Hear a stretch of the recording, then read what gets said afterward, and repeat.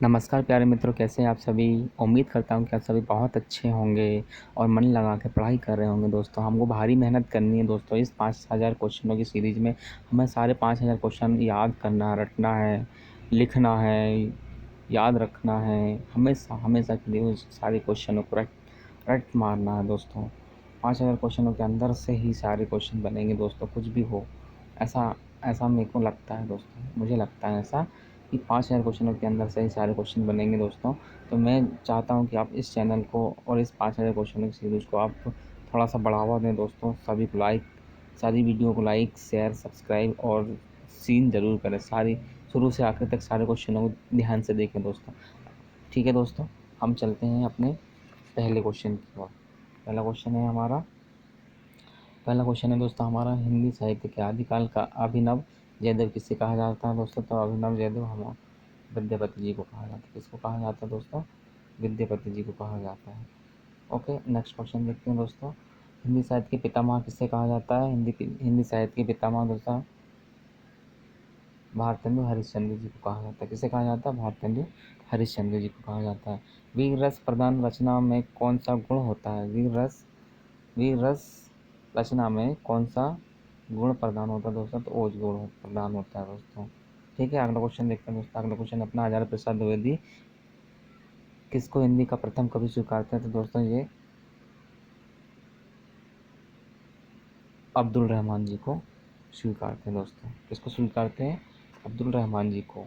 अगला क्वेश्चन देखते हैं दोस्तों। अगला क्वेश्चन है अपना, पद्मावत किस प्रकार का काव्य है दोस्तों? तो ये पद्मावत अपना है समासोक्ति काव्य। समासोक्ति काव्य दोस्तों, समासोक्ति काव्य। ओके, अगला क्वेश्चन देखते हैं। अगला क्वेश्चन है हमारा, नए पुराने झरोखे और टूटी फूटी कड़ियाँ किसके निबंध संग्रह है दोस्तों? नए पुराने झरोखे और टूटी फूटी कड़ियाँ किसके निबंध संग्रह है दोस्तों? तो ये हरिवंश राय बच्चन जी की। अगला क्वेश्चन देखते हैं दोस्तों, नई कविता पत्रिका के जन्मदाता संपादक कौन है?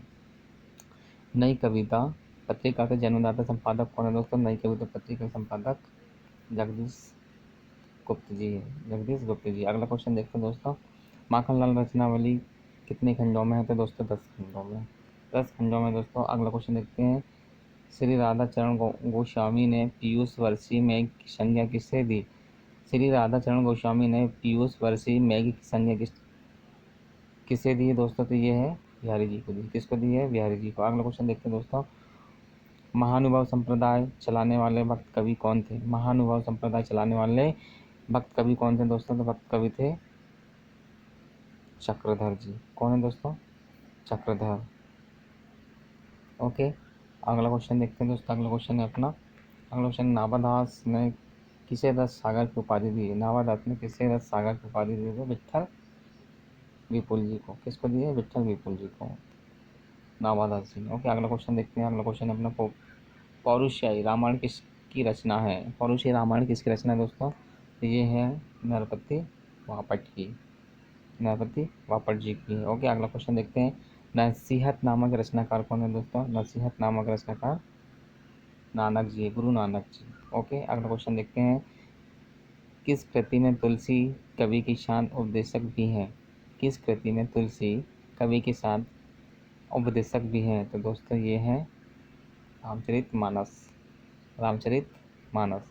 देखो दोस्तों, ये क्वेश्चन इंपॉर्टेंट है। किस कृति में तुलसी कवि के साथ उपदेशक भी, कवि के साथ दोस्तों वो उपदेश भी देने वाले ऐसे कवि हैं, वो कौन सी रचना है दोस्तों? तो वो रामचरित मानस में। ओके, अगला क्वेश्चन देखते हैं, नमक नव किशोर शेख सॉरी सॉरी दोस्तों, नव कवि शेखर की उपाधि किस कृष्ण भक्ति कवि को दी गई है?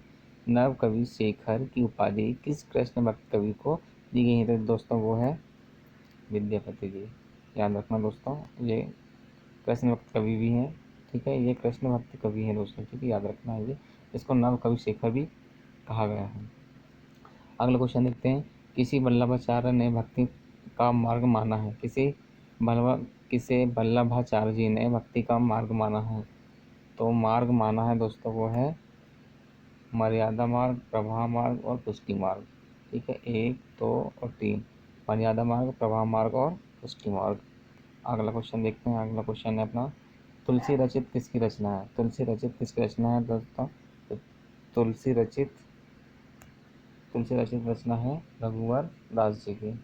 किसकी दोस्तों? तुलसी रचित रचना रघुवर दास जी की। अगला क्वेश्चन देखते हैं। अगला क्वेश्चन है हमारा स्क्रीन के सामने। छायावाद के समर्थन में सबसे पहला निबंध लिखने वाला लेखक थे। छायावाद के समर्थन में सबसे पहले निबंध लिखने वाले लेखक कौन थे दोस्तों? तो वो है गंगोचधर पांडे। दोस्तों ये सबसे पहला लिखने वाले निबंधकार भी हैं छायावाद में, और दूसरी बात है कि ये छायावाद के प्रवर्तक भी माने जाते हैं। ओके, अगला क्वेश्चन देखते हैं। संत मत के कवि ने सिद्धों से क्या लिया? संत मत के कवि ने सिद्धों से क्या लिया? हठ योग लिया। क्या लिया दोस्तों? हठ योग। संत मत के कवि ने सिद्धों से क्या लिया दोस्तों? हठ योग लिया। अगला क्वेश्चन, कुलपति मिश्र की रचना संग्राम सार महाभारत के किस पर्व पर आधारित है? कुलपति मिश्र की रचना जो है संग्राम सार। देखो दोस्तों इसमें दो क्वेश्चन मिलेंगे एक साथ। कुलपति मिश्र की रचना जो है संग्राम सार महाभारत के किस पर्व पर आधारित है दोस्तों? द्रोण पर्व। कौन सा पर्व दोस्तों? द्रोण पर्व पर आधारित है। ठीक है, तो कुलपति की मिश्र की रचना संग्राम सार, एक क्वेश्चन भी बन जाता है दोस्तों कि संग्राम सार किसकी रचना है, तो वो है कुलपति मिश्र जी की। अगला क्वेश्चन, वंदे वाणी वंदे वाणी विनायको निबंध किसका है? वंदे वाणी विनायको निबंध किसका है दोस्तों? तो ये है मैथिली शरण गुप्त जी का। इसका दोस्तों मैथिली शरण गुप्त जी का है। अगला क्वेश्चन देखते हैं। हे कवित किसकी रचना है?